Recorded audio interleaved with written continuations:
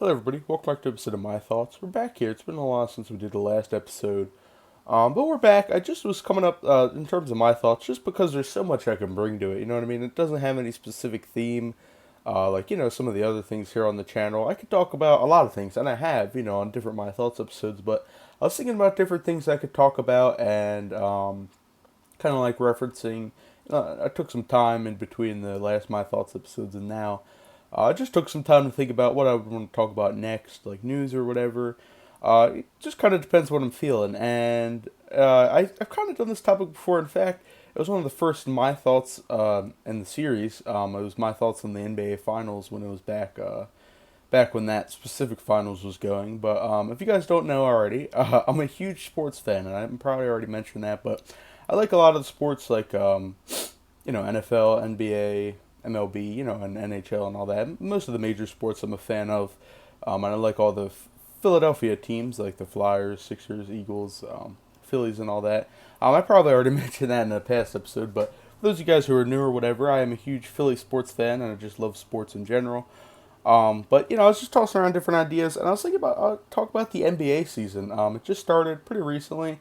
The 2024 to 25 NBA season it just started recently, and I figured it would be a good idea to come on here and talk about this, kind of talk about the season and kind of like reviewing the teams. Now I know obviously in the NBA there's a lot of games like they play till like if you don't know too much about the NBA, it goes from like end of October the season regular season goes from end of October to like end of March or April. Then of course the playoffs are going to start. But I figured I might probably do more of this, like my thoughts on the NFL season, perhaps, or the NHL season, or when MLB comes back. I might be probably doing more sports talk on my thoughts. I'm not going to turn it into sports talk or anything, but I might be doing more sports related content in terms of my thoughts, just because I love sports and I feel like I don't talk about it too much on the channel. Besides like Eagles franchise and some of my thoughts, episodes here and then. I don't feel like I talk about it. And I do love to talk about sports in general. I just don't feel like I bring it here enough to the channel. So might be seeing more of this with like different sports like football and everything like that, like I was saying. But for now, I'm just going to be basically talking about all the teams, the teams that stand out, and kind of so far in the season. It's kind of mid-season, maybe not mid-season, but it's kind of like it obviously just started, and I'm just going to be kind of reviewing the teams. I might do this again, another my thoughts on the season, depending on how it is in the future. Just getting the future stuff, but I might do more of this.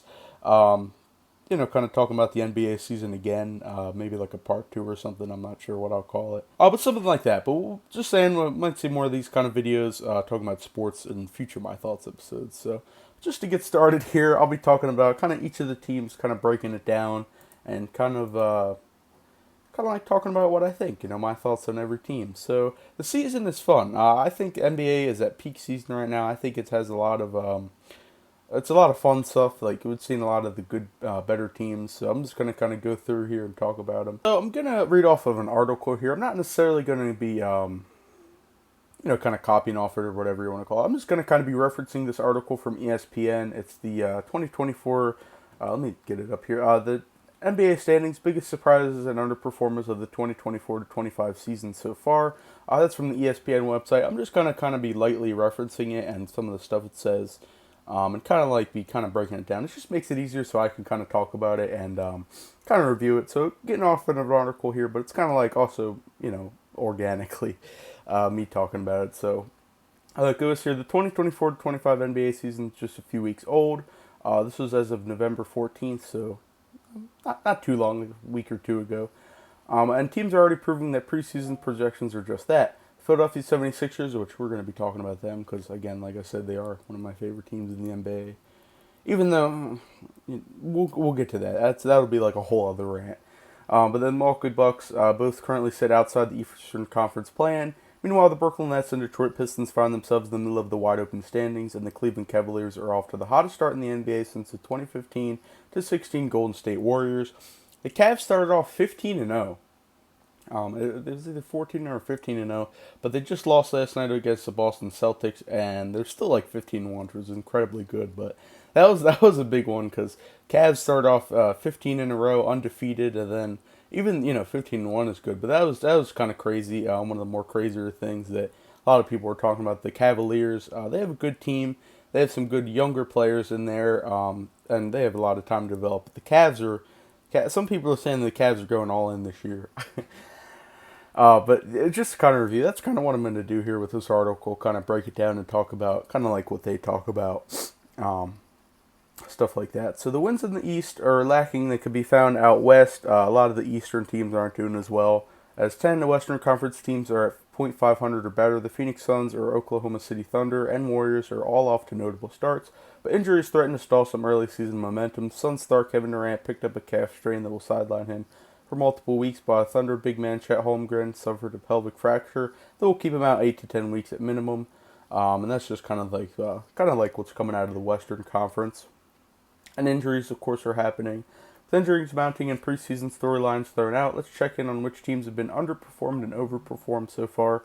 Our experts break down the biggest questions regarding slow starts and surprising records, and also examine the reality of teams climbing out of the early holes. So it's kind of like that's how I'm gonna kind of go for it. It's kind of, like I said, kind of break down the article in which they say. So the most surprising team will exceed expectations. The Cavaliers obviously were pretty good, but who could have predicted the Cleveland claiming the longest undefeated streak to start a season since the 73-win Warriors? Come on, the Cavs are coming off an Eastern Conference semifinals appearance, but the new coach Kenny Atkinson inherited a roster with real questions about whether its best players actually completed on one another. The core four has been good together. Cleveland had plus 7.9 net rating entering Monday night, with Donovan Mitchell, Darius Garland, Evan Mobley, and Jarrett Allen on the floor together. They're dominating as duos as Atkinson linked Mitchell on Mobley and Garland.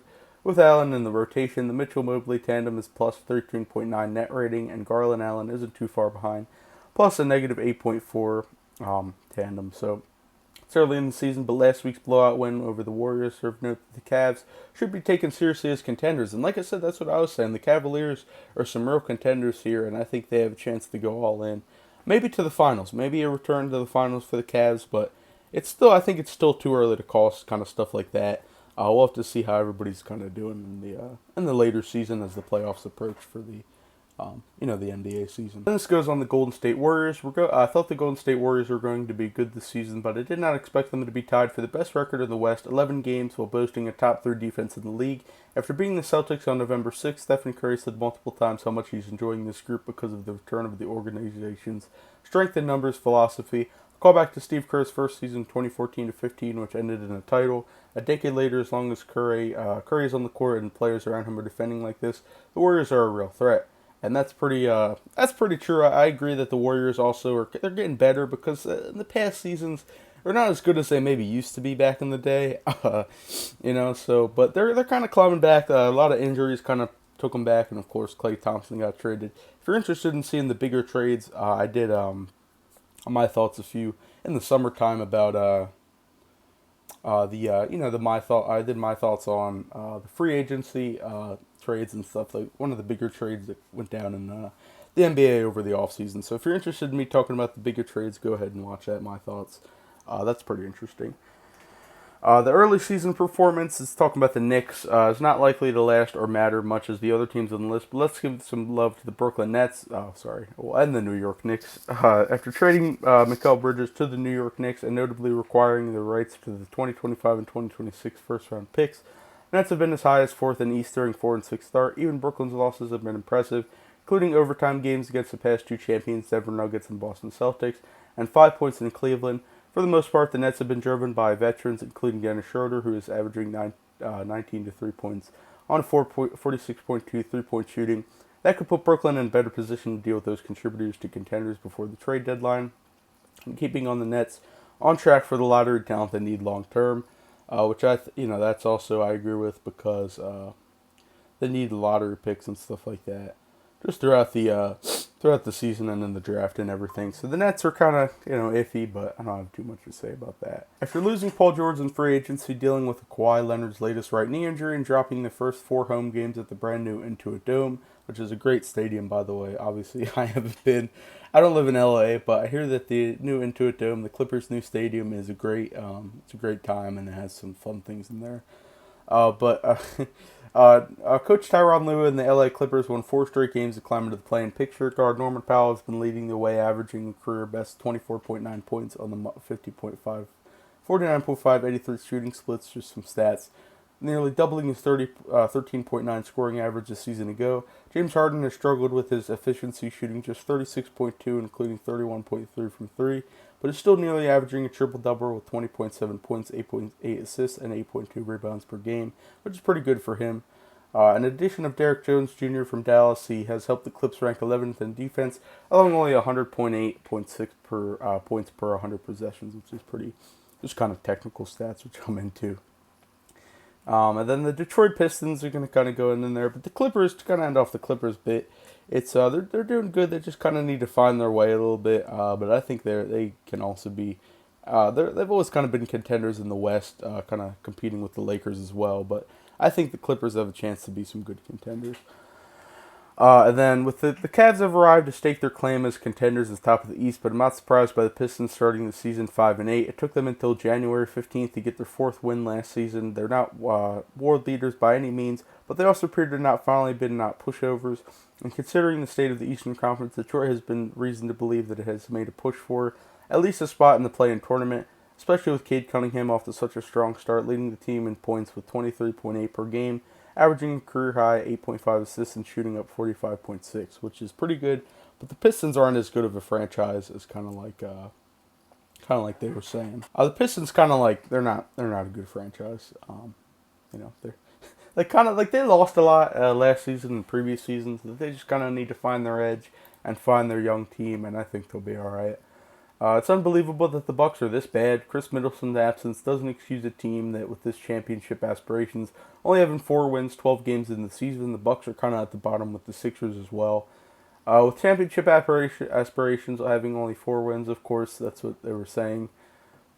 It's especially concerning given Giannis Antetokounmpo's 33.3 points with 12.1 rebounds, 5.5 assists per game.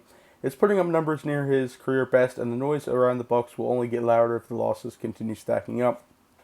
And the Bucks were pretty scary. That's what That's saying the Bucks were scary. They used to be scary, and now the start off to the season isn't necessarily the best. And the noise around, and saying the noise will get louder and stuff like that. One of the most common discussions around the league is speculating on how long it would take before Antetokounmpo seeks a trade. Milwaukee's front office has twice hushed that talk over years, making blockbuster trades that persuaded Antetokounmpo to sign extensions. But the Damian Lillard deal has yet to pay dividends, and it's hard to see how the Bucks can make significant roster upgrades after they push so many chips in to build this flawed roster, which is pretty, needless to say, like they build up a roster, but it's just not. At least for this season, the Bucks roster just isn't working out and has yet to kind of pay dividends, kind of like they were saying. So I agree with that. The Bucks just kind of aren't up to par with kind of like what the team looks like. It's kind of like fake.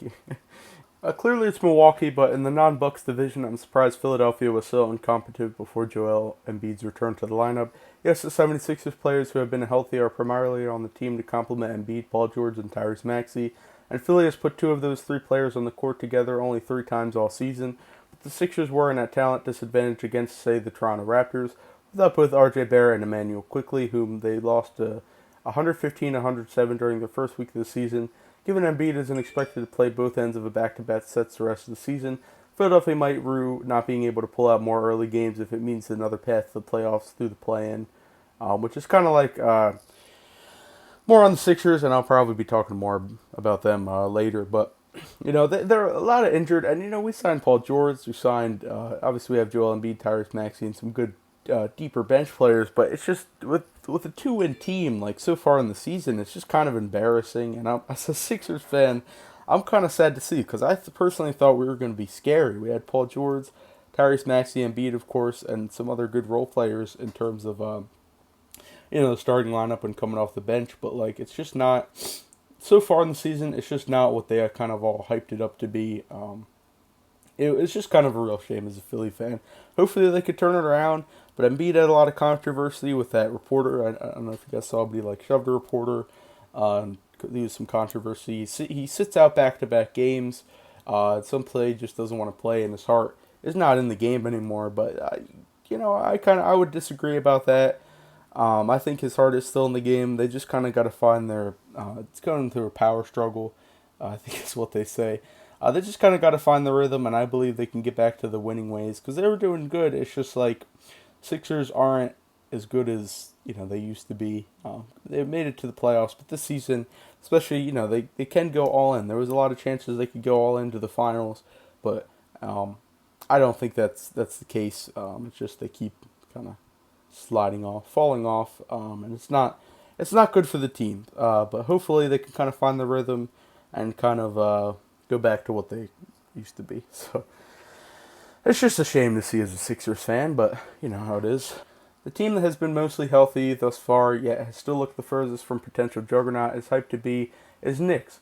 Coming for off the franchise's first 51st season in more than a decade and adding former All-Star defensive first-team member Mikal Bridges and four-time All-Star Karl-Anthony Towns in the offseason, Knicks fans were wondering if 2024 to 25 would finally be their year.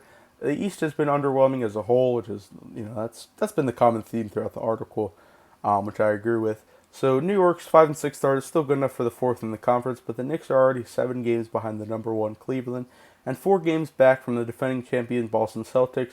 Their stacked starting lineup is keeping them afloat. It's responsible for the NBA's 4th-rated offense, but their lack of depth and bottom half defense are already trouble signs for their title hopes. And this just, it's kind of like the Knicks can do better, but they're kind of like under. But in the East, they're underwhelming, but that's also kind of the whole entire East you could argue with. So moving on here. We'll outline what a disaster the start has been for Milwaukee so far, so I'll avoid piling on more on the Sixers, but the Sixers being just as bad as their major letdown for the team that won the offseason is what they said. For all the accolades that Embiid has picked up through the years, we still have yet to see him on a dominant playoff run. It finally seemed like all the right pieces were in place for a successful season, kind of like I was saying. So I agree right there on the money. The right co-stars, some strong supporting role players, and an innovative coach. That's exactly kind of what I was saying before I even read that part. I 100% agree here. The Sixers could still make a strong playoff run, as the next question outlines. There's a reason for optimism, but the way that Philadelphia has come out of the gates has been disappointing, which I couldn't agree with that segment of the article more. That's what they're saying. It's kind of an underwhelming start to the season, especially like they were saying they won the off season. So I agree 100%. Kind of moving towards the end of the article. Which injured team is most likely to make the playoffs? 76ers have the luxury of playing in the East. More on the Sixers, of course. Which likely won't require a winning record to make the playoffs. So 4-all has gone wrong. Medically, in Philadelphia to start the season. Sixers should still land somewhere in the East top 6 by the end of the regular season. That's just how the East is set up this season. Usually it wouldn't be. But a lot will have to break right for Philadelphia to emerge as a real threat to get Embiid's first East Finals. The Sixers have been clear about their plan to proceed with caution regarding the workload of the two injury-prone veteran stats, George and Embiid, both of whom are expected to rest half back-to-backs, even when healthy. How will that work? Do they sit together or stagger the rest? Sixers have put themselves in a position where they can't afford to punt away any games. The chemistry just can't be microwaved between the two stars who played their first game together Tuesday. Yes, Philly should still make the playoffs, but it wouldn't be surprising if the Sixers are done by May, which that's kind of how it always goes. Philadelphia has to be the answer here. It's big, but if Embiid, George, and Maxey can spend some consistent time together on the court together, this team is going to win a lot of games, but it's kind of debatable, kind of depending on how it is. But usually that's how it is. They are done by May. They do usually lose. If it's not the first round, it's always the second round. They just can't get past the second round, and that's the tough part for the Sixers. But they can win a lot of games, kind of like they were saying. There's a lot of injuries and ineffectiveness of the many teams they put around them. Plus, as McMahon pointed out, that was just the columnist that wrote this. There's always time in the East, given that we are looking at a conference that has 2 teams over .500 and the staggering 10 below that mark just 3 weeks into the season. That alone should make the 76ers most likely picked to recover and get into the mix in the East. So hopefully that's the case. We count the Memphis Grizzlies as an injured team. After losing a record number of games to injuries a year ago, the Grizzlies are currently without starting perimeter players Desmond Bane, Ja Morant, and Marcus Smart. Of course, that's a little tougher for the Grizzlies. And have seen reserve G.G. Jackson II, Cam Spencer, and Vince Williams Jr. miss every game so far this season, yet Memphis continues to roll along with better .500 thanks to strong performances by Jay Huff and Scottie Pippen Jr., both recently promoted from two-way contracts, and second-round pick Jalen Wells. The Grizzlies' plus 8.2 differential ranks third in the West, suggesting Memphis could return to the contender ranks if they get healthy over the course of the season. Now, they could get healthy, the Memphis Grizzlies, but without one of their Ja Morant and Marcus Smart, and Desmond Bain as well. They're kind of like, it's kind of tough. It's kind of like a Philadelphia situation where they don't have any of their role players, but it's not kind of like Philadelphia, like they're injured. But when Memphis has, if their team is healthy, they can do good in the West. Kind of wrapping it up here with Philly. Despite the slow start, the way with the rest of the East is shaken out, it's reason enough to avoid real panic. With Embiid back, I could see him providing the same, not me, but the columnist, lifted back season when the team went on a winning streak heading into the play-in tournament. The top two seeds might have ahead on securing their spots, but the other four guaranteed playoff spots should be in flux all season in the East. And that's kind of wrapping up the article here, and kind of like wrapping it up for me too. Of course, the play-in tournament is kind of going in and out. The play-in tournament's kind of confusing for me, so I'm not going to talk too much about it. Um, I mean, they do win a trophy. The team who wins it, they do win a trophy, but that's kind of confusing. And it's only been in the season for like about a year or two now. I think this is the second year. But yeah. But yeah, that kind of wraps it up. Kind of for me too. My final thoughts on the season so far. It's kind of a lot for a lot of the teams that kind of went over. It's kind of too early to say. Just kind of like first impressions, more or less, of the first more or less month or so of the season. Um, but it's interesting to see kind of how the teams develop. Hopefully, personally for my team, Sixers. Hopefully they do better to get it together. But the East, like I said, like they were saying a lot, and I agree with this. The East is just so underwhelming in general. So I guess the Sixers kind of fit into the whole thing there. So, but yeah, I might be doing more videos like this, like my thoughts on the NFL season or something like that, or the NHL season, because that kind of starts in 10th with the NBA season. Kind of like that. I might be doing more sports related, my thoughts amongst other things. So just kind of stay tuned for that. Probably going to make another follow up, my thoughts as the NBA season gets deeper, probably around Christmas time, around the Christmas Day games, which are my favorite time of year for the NBA. I might make another kind of the same type video, just kind of talking about it. And I want to get into more sports content here on the channel, at least with my thoughts, just because I enjoy watching sports and talking about it. One day I want to have a sports talk podcast, but that's in the future. But if you guys really enjoy sports, for those of you who watch the channel, enjoy gaming and sports kind of like I do, there'll be more kind of stuff coming. I know obviously we have the Eagles franchise, and we did have the NBA, used to have the NBA thing going on. Um, but yeah, I just don't have too much sports stuff on the channel. And I kind of want to bring more of it, like I said, to those of you guys who also do enjoy sports, or anybody else who's watching who enjoys it. There'll be more kind of sports stuff coming, so stay tuned. At least as far as my thoughts go, it'll be kind of integrated into my thoughts.